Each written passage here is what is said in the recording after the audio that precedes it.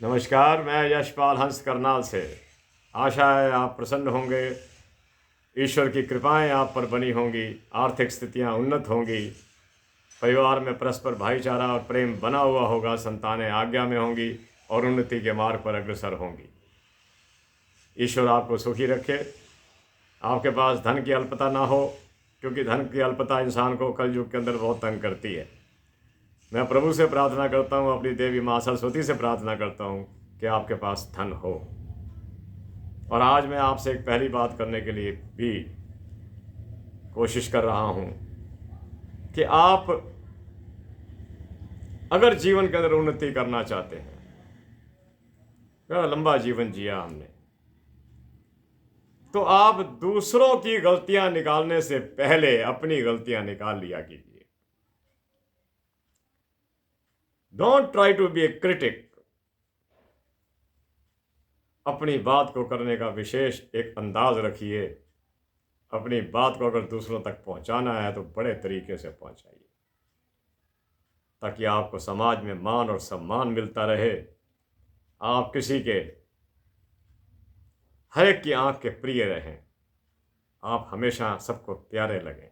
उसके लिए आपको ये अपनी वाणी पर, अपनी लेखन कला पर, अपनी बात करने के तरीके पर सबके प्रति प्रेम की भावना रखते हुए आगे चलिए।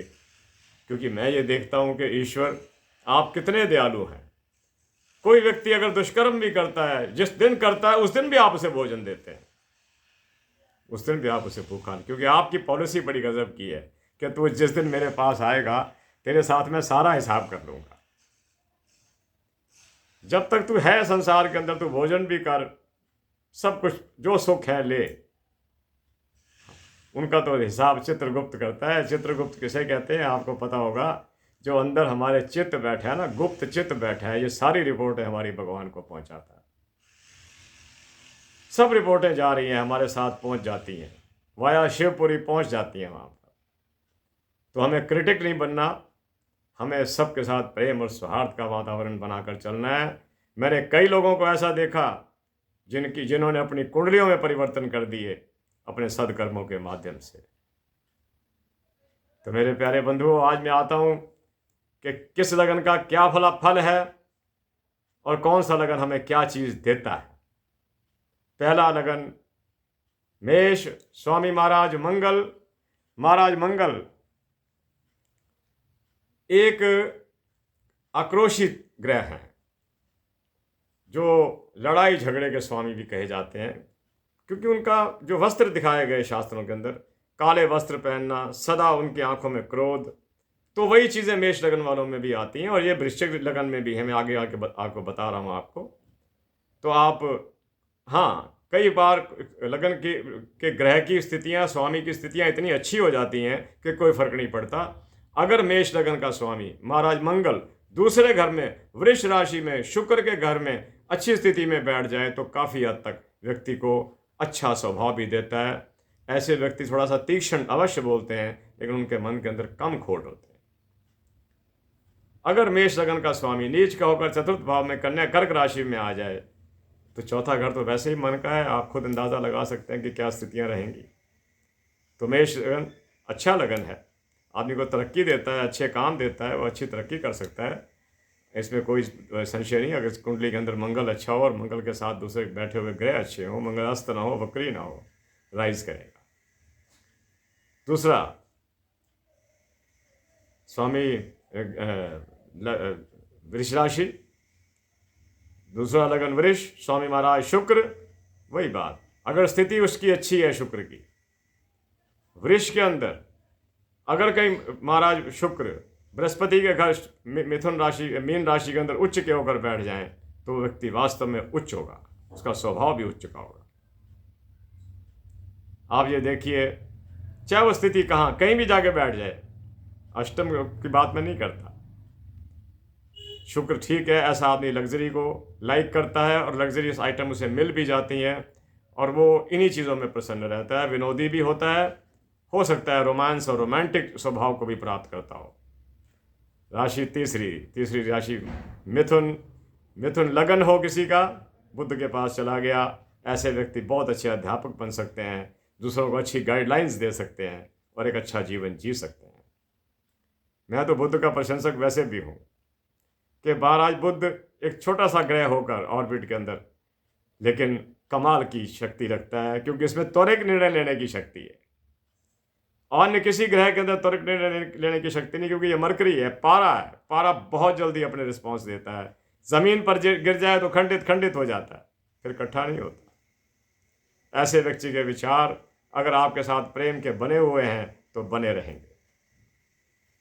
मैं निवेदन कर रहा था आपसे कि मिथुन लगन वाले बहुत अच्छे टीचर बन सकते हैं, अध्यापक।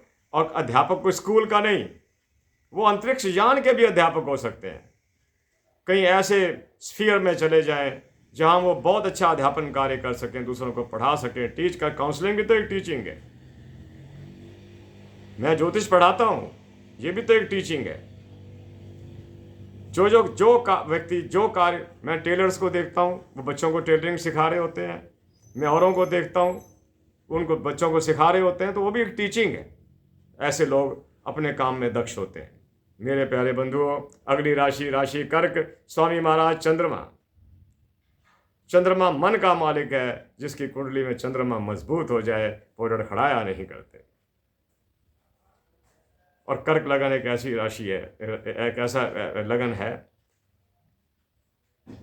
मैंने जो भी देखा ना, जो पुरातन काल के देशभक्त हुए, जो फांसियों को भी प्राप्त कर गए, वैसे नेता हुए जिनकी प्रतिभा और शोहरत आज तक बनी हुई है, वो कर्क लगन में थे।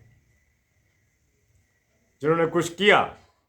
मैं अक्सर कहा करता हूँ ना कि मुझे कर्क लगन में ज़्यादा कुछ पढ़ने को मिलता है। ग्रंथों में इसकी व्याख्या जिस प्रकार के शब्दों में है बहुत अच्छी है।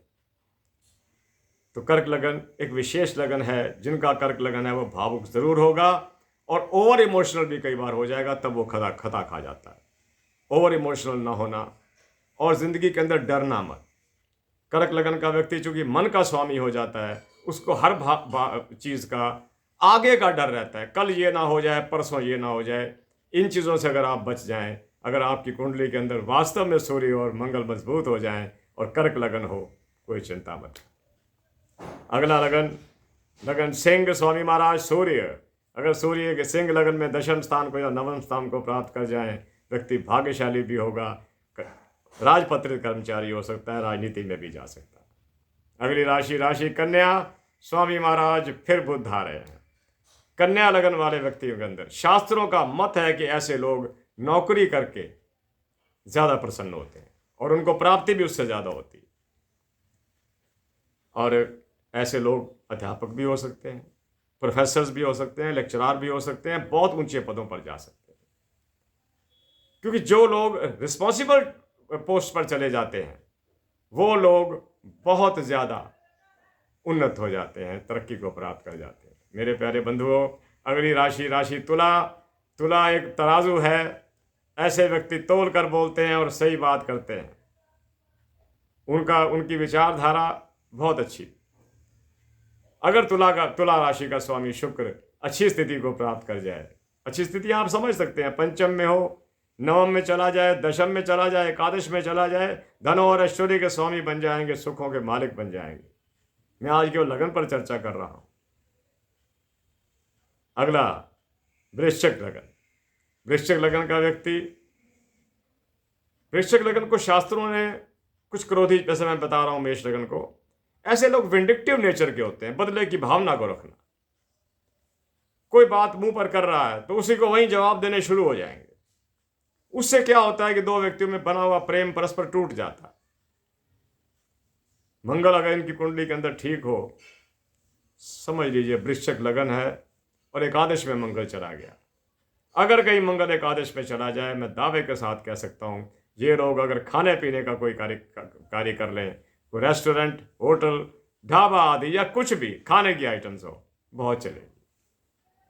वृश्चिक लगन में मैंने ये महसूस किया, बहुत कुंडलियां देखी। अगली राशि धनु, स्वामी महाराज बृहस्पति। धनु लगन जो है वो, उसका जो लोगो दिखाते हैं उसमें आधा घोड़ा है, सिर जो है मनुष्य का है। वो दर्शा रहा है इस बात को कि ऐसे व्यक्ति अगर जो होते हैं अपने काम करने में बहुत चतुर, मेहनती, प्रभावशाली व्यक्तित्व के स्वामी, और धनु लगन को शास्त्रों ने बहुत अच्छा कहा, क्योंकि इसका मालिक भी बृहस्पति है। अगर धनु लगन हो तो, और बृहस्पति कहीं उच्च का होकर कुंडली में बैठ जाए, कमाल ही हो जाएगी। धन, मकर, कुंभ, मीन चतुर्थ में चला जाए, क्या बात है। ऐसे लोग अगर राजनीति में चले जाएं तो सफल होंगे, क्योंकि ऐसे लोगों का एक प्रभाव पड़ जाता है। लेकिन ऐसे लोगों को जब प्राप्ति होती है तो उस वक्त उनकी उम्र 40 के आसपास जा चुकी होती है। कोई बात नहीं, 40 की उम्र में भी भगवान अगर प्रसन्न होकर दे दे, धनु लगन हो, आगे चलता हूं।